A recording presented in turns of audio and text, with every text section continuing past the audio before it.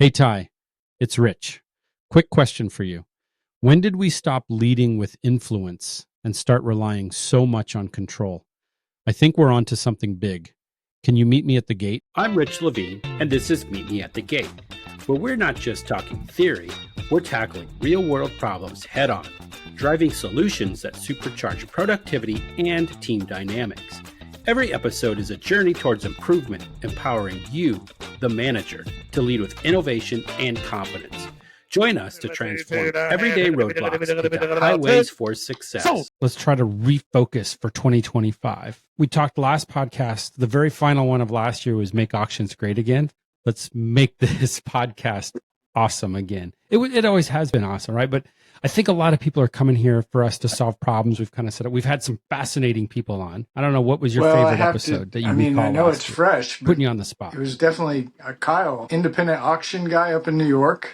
I could talk to that guy for a while. Yeah. So we're going to get him on more in 2025. I've already talked to him about it. He's going to join us more. I've also talked to Kelly Kimball. Kelly's going to join us some more. So I think what the dynamic for 2025 will be is Kyle come on and help us solve auction problems through the independent eye. Because I really don't have the independent eye. I'm working at independent, but I was tied way too long to the corporate mantra, beating to a different drum. So now I'm learning how to remarch. Right? Somebody once told me that when the DJ changes the music, you got to learn how to dance a different way. They changed the music on me. So now I'm learning how to dance. Kyle's going to be my dance instructor. Don't tell him that. He'll take it to heart. And then when Kelly's going to come on, we had some really fascinating conversations with Kelly getting into the people side of things, HR, because, hell, you and I say some of the things. I think one of the most fun episodes, though, for me was when you were Chuck in the truck and you were driving. I think it was out to Phoenix, delivering a new truck, and we went through the whole role playing, and we did it. We just did that on the fly, and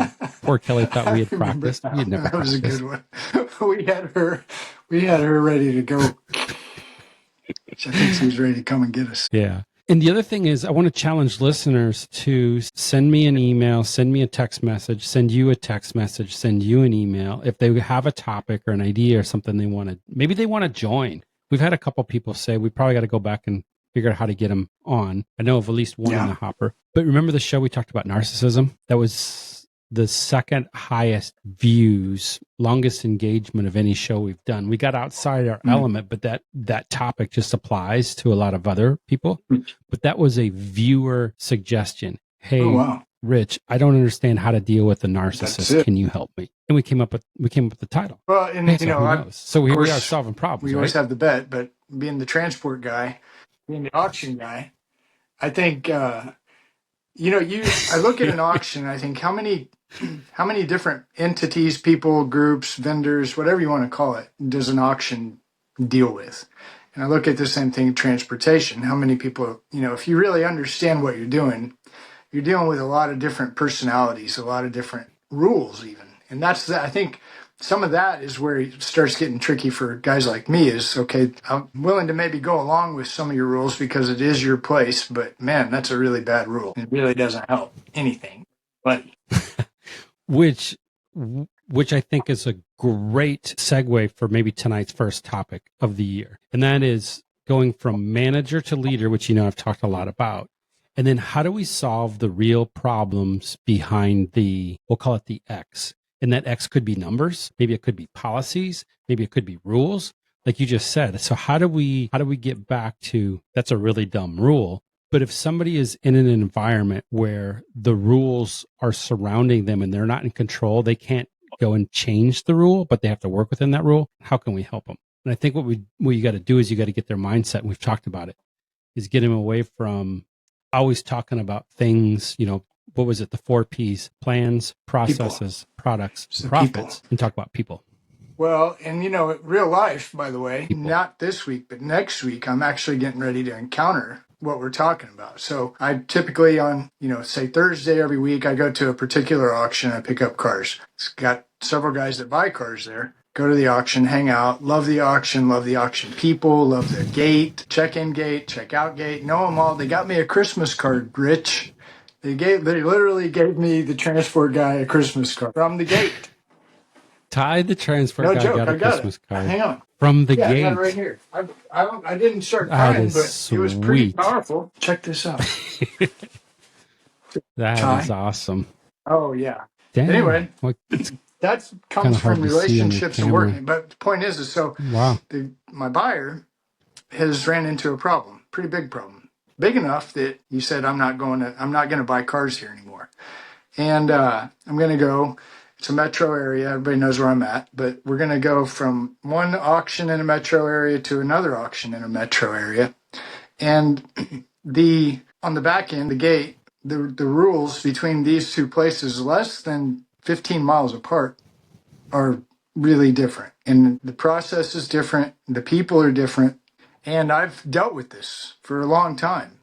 And it can impact my performance to my customer because of all your rules and silliness. Make sense?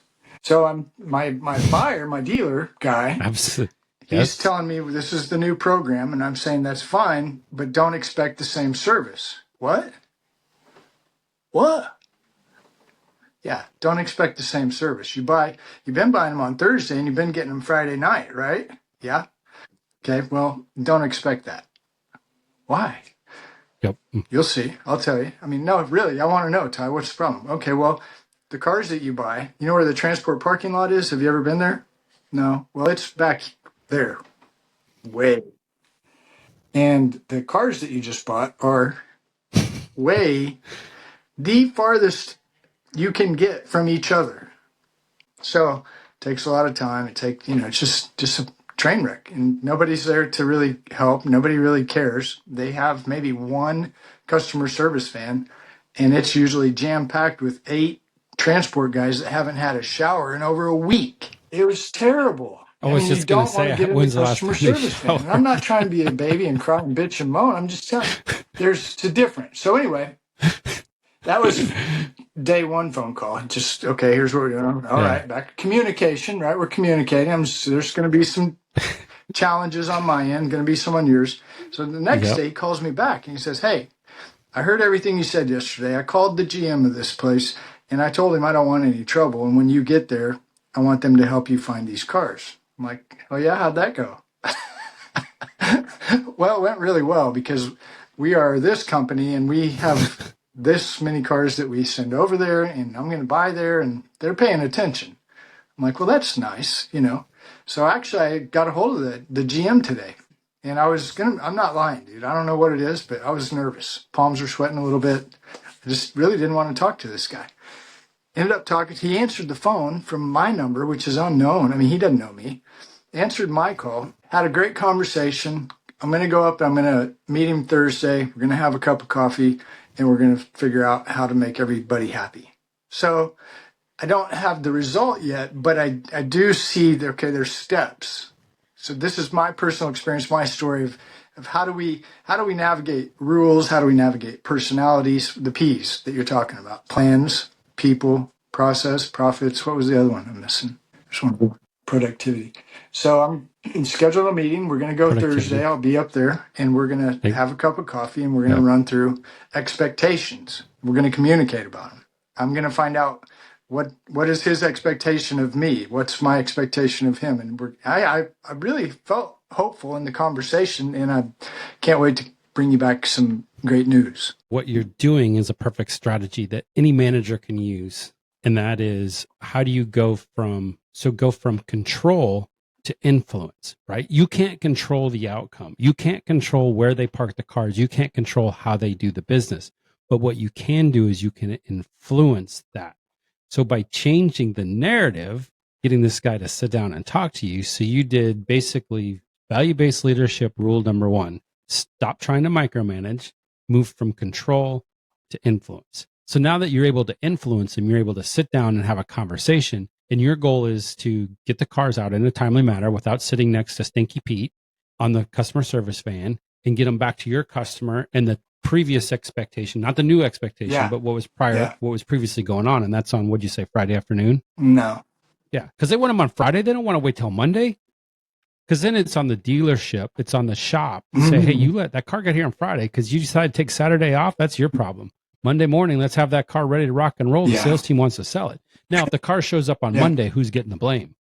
You just held up. You, Yeah. transport guy. 417 Ty, the transport guy. 483 What's that number again? 2764. It's been a long time since you've said it on here. We drop it across in the lower thirds. I answer my phone too. You'll see it. So yeah, you'll see call. It pop up. And it's fun to have these conversations because I think as the transport guy, you look at the role, and sometimes you forget how valuable that role is and how valuable having relationships with real people is. And I think, this is just one of these examples of, okay, this is how we do business. And this is important. It's important to the dealer for him to be happy. And it's important for the auction for them to be happy. And if we're able to make everybody happy, what I've found in my 25 years now of transportation is it generally opens up doors for more opportunity to do business with one or the other, especially if you do a good job and you communicate and you're not being shady. Because nobody likes a shady transport guy. Nobody. So don't be a shady transport guy. Nobody likes a shady auctioneer. Nobody likes a shady general manager. Yeah, nobody likes a shady employee, a shady person. Nobody likes shady people, period. And when you're shady, you break down my values, right? You can't be trusted if you're shady. You're egotistical, so you're not humble. You're definitely not creating hope. You're actually crushing hope. And then empathy. You're not being empathetic. If you're shady, you're not being empathetic because you really don't care what anybody cares. So then you just blew the whole value system right out of the water. What you're doing is you're switching from control or getting them to move from control. You can't control it. They can control it, but you're influencing them. So now you got some influence over their control. But by sitting down face to face and talking to them, now you've got a shot at building up some trust with them, right? Here you are face to face. By the way, new GM. Mano y mano, man to man. 1 year new. So it's a great opportunity. Hey, no. Are you making fun of new GMs? From my perspective, it's a great opportunity because there's no history. So with the previous GM, there's some history, which wasn't bad, but just weird. Didn't ever really gel or not like hang out, drink a cup of coffee. Yeah. So I see a lot of opportunity. I see, and I'm hearing what you're saying, and it's interesting because I didn't think of it that way, but you're absolutely right. I've been at this place long enough to know, and I've fought these guys hard for years and years. Could you just look at this? Just look at it. Would you look at it? So you shifted to an outcome. What's the outcome? You get the cars out, you're happy. So now if you're happy, what happens? You take it back to the customer on time. Now he's happy. So now you got a happy buyer. If the buyer's happy with you getting the cars out on time, where's he going to be happy to go back and buy a car? Because that's unfortunately there he was at the first time. Titling issues and with a couple other issues are what caused this change. So, you got multiple things going on here, right? So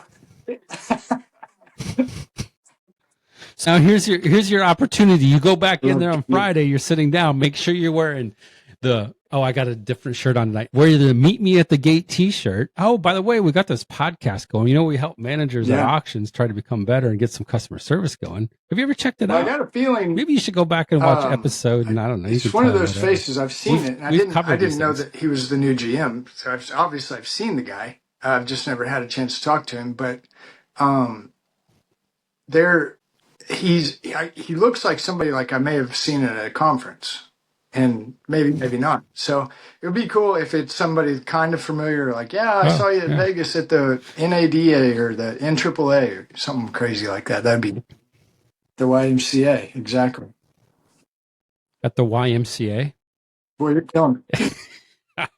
I'm on a roll. There you go. We're gonna play it. This gentleman you said you've seen before. Yeah. Let me ask this question. Do you know? Is a gentleman? I think, and I heard you use masculine terms. So has this dude ever been a GM before, or never been a GM before? You don't know. Thursday. I'm driving up there. Well, let's get that far. Have a nice meeting and there you go. Figure out what we can do. Yeah. Here's another nugget, and we don't know about this guy, but let's just say this general manager's never been a general manager before. He was a sales manager, or was, I don't know, whatever else is, marketing manager, you figure it out. But now here he is as general manager. The skills that get you promoted to the next position usually are not the skills you need to be successful at that level. So it's going to be interesting to see how this unfolds. So any manager out there, so let's say you're the transport coordinator and you're coordinating all the transportation at the auction. You're kicking butt. You're doing great. Next thing you know, they say, hey, Ty, coordinator, guess what? Now you're the new transportation manager. You know what? Building loads and getting things coordinated probably aren't going to be the same thing that's going to help you be successful as a manager over that department. Well, of course, unless you want to have control and no influence, you want to control the whole process. By all means, Ty, you're the new boss. Build all my loads for me. I see where you're going. Be my here. micromanager. I'm going to try to tie this next part in because, so dealers talk, right? So if a dealer, I know enough dealers, if they especially volume guys, right? Big volume buyers, weekly, consistent, always buying 15, 20 cars a week, that kind of volume. They say, I'm sure, something along the lines, what are we going to talk about first? What's your buy fees? Okay. What about your PSI? Okay. How much is that? Okay. Okay. How does it work for arbitration? Who's in arbitration? Now, this is a dealer, and the dealer is asking these things to the general manager because he wants to know, what am I going to be dealing with? So there's an interesting dynamic here because some of these larger auctions, their customer service isn't necessarily the best. As a matter of fact, some of them now, if you try to call them, it sends you to a completely different state with the customer service support team. So you can't even get a hold of Jan, who you've done business with, unless you have Jan's cell phone. You literally call the number at the one in Missouri, and it goes to another state. You're talking to somebody that you don't even know. Okay, fine, whatever. But as this transaction takes place and unfolds, what I'm keeping an eye on is the back end. Transportation I can do. I know how to do transportation. What I watch is, okay, are you getting your titles? Are you getting your PSIs? How's arbitration working out for you?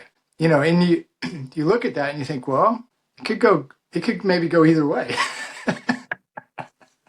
with this transaction transition to this different location.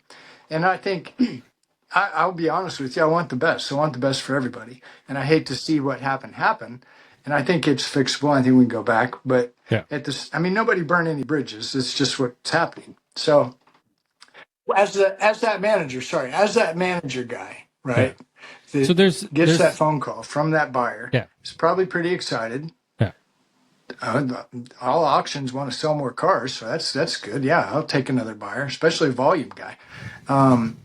But then as that manager, are you aware of everything else that goes on behind a buy? Because there's a lot that goes on beyond the buy. And how do you deal with that in real life? Yes. So those are some of the things I'm going to be watching, probably more than the quality of car, the volume of cars.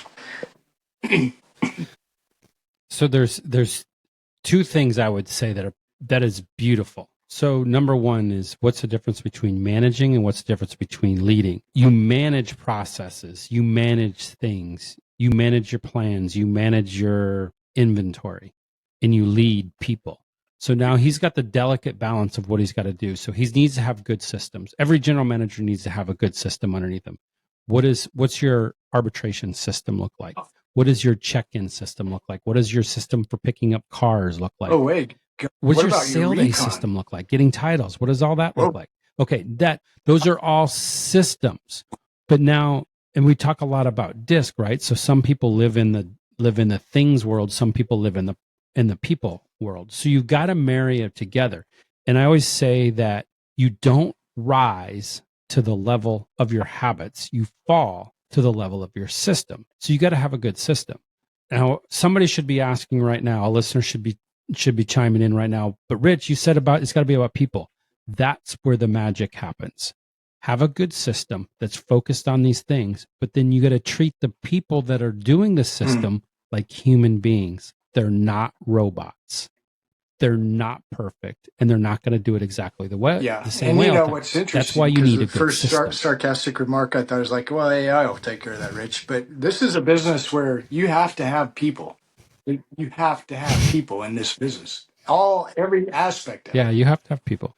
Yeah. And you can have AI help you. Don't get me wrong. You can have AI, but you need to have a system, right? So we go back to influence and control. So you need to have a system to build in some controls, but you can't control the people. You only can influence the people that are doing it. Nobody can control you unless you're completely brainwashed and you're trained as a secret agent for the world's worst communist government, and you completely brainwash somebody, citizens or whatever. If you think the bird it's just flu is not going to real, happen. you might have a can't do that in problem. this workplace anymore.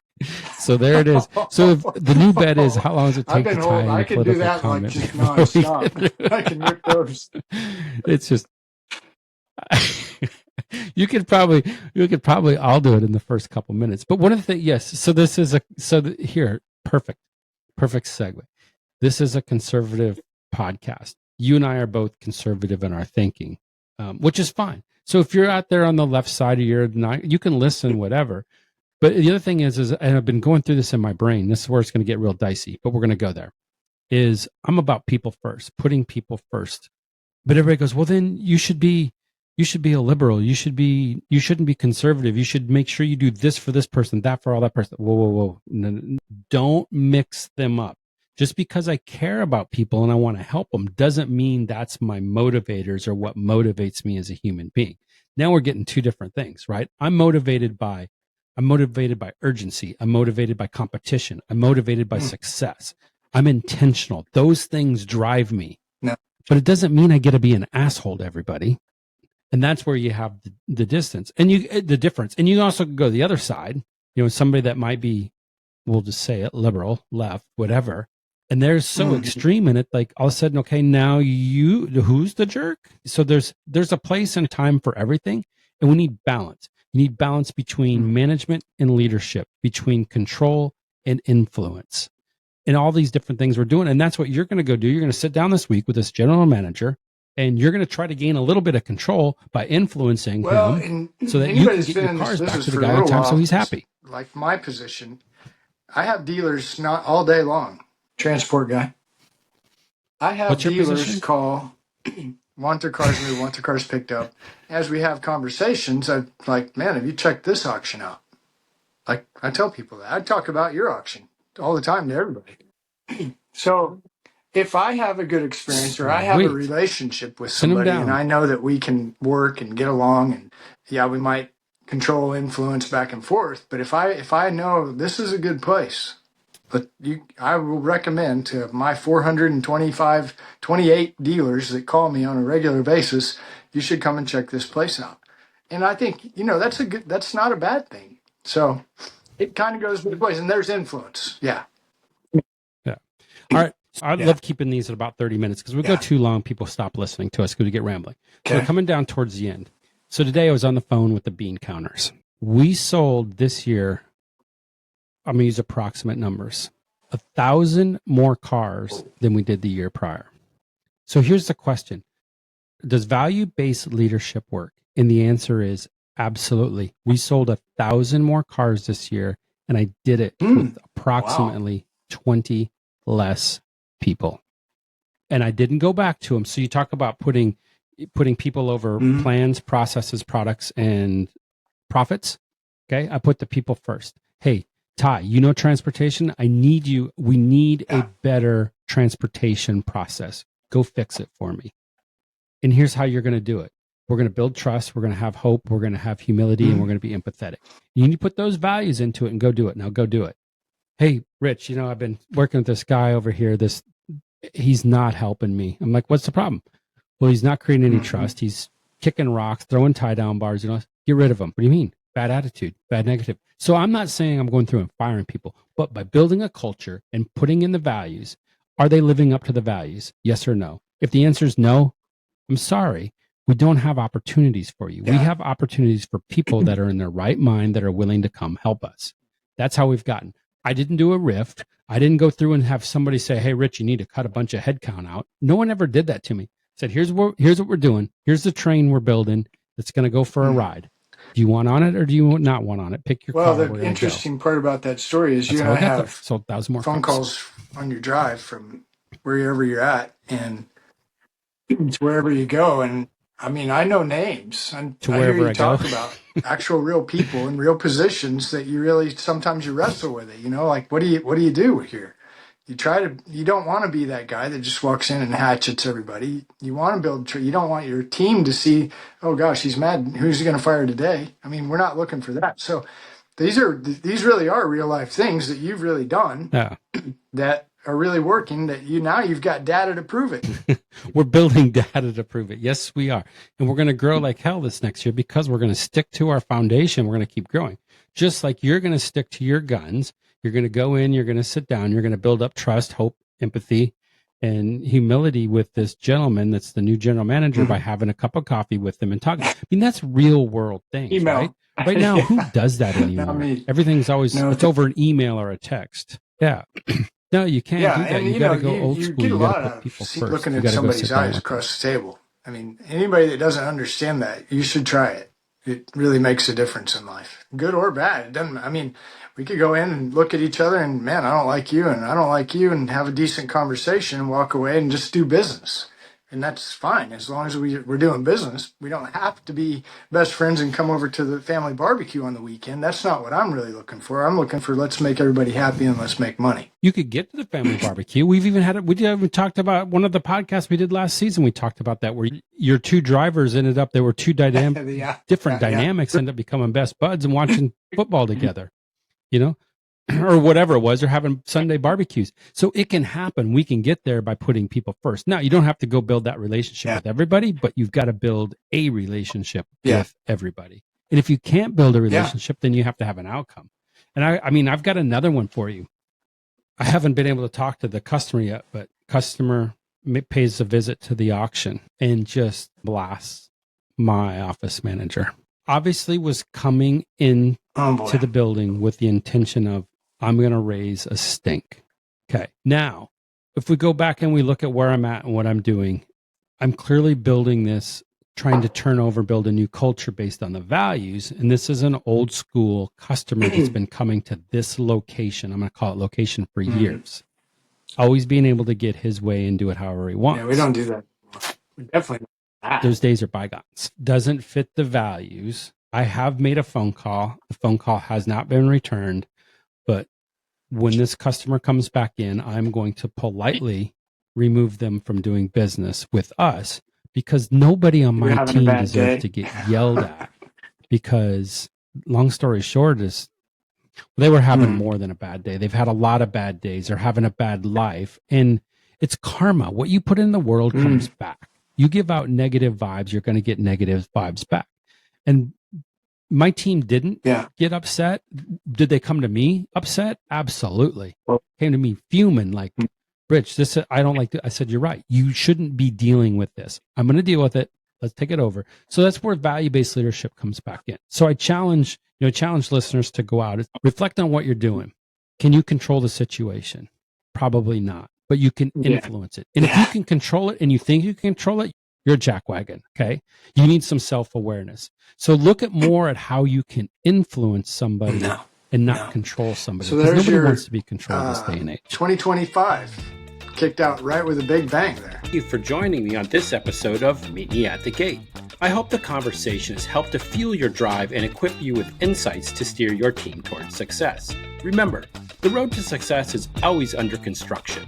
And until next time, keep your engines revving and your gas tanks full.